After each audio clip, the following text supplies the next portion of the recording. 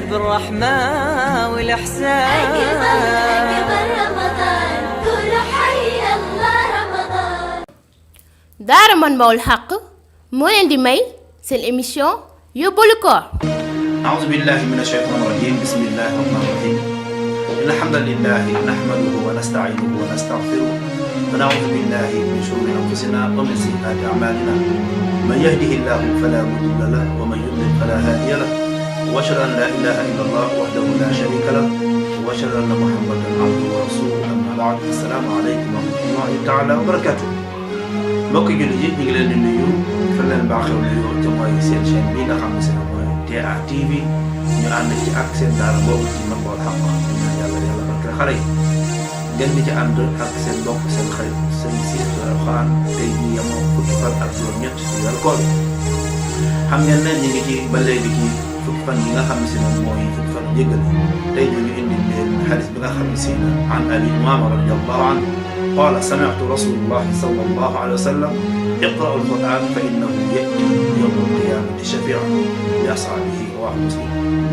xam ngeen ne weer wi ñu nekk weeru koor la te mooy shahru ramadan mubarak shahru ramadan alladi unzila fihi alquran muy weer woo xam ne si nag ci la alquran wàcc gis ngeen xadis bi génn mu gis jamono yi nga xam ne si nag sallallahu alayhi wa sallam dara yokk def ak tabeem nga xam ne si nag daan tabe boo xam ne si ne yéeme na lool ba nga xam ne si ne dañuy wax ne sax moo gën a yaatu ngelaw li waaye jamono yi nga xam ne si ne daana dajeek ki nga xam ne si ne mooy Jibril ñu muraaja alquran karim xadis bi di wane rek jëriñu alquran karim rawatina fi ñu nekk te mooy weeru koor bi ñuy nekk nga xam ne si ne shahrul quran la kon day jaar ci ñun ñuy muraaja alquran karim moo tax maama nee na yonente bi sallallahu alayhi wa sallam nee na dee na jàng alquran karim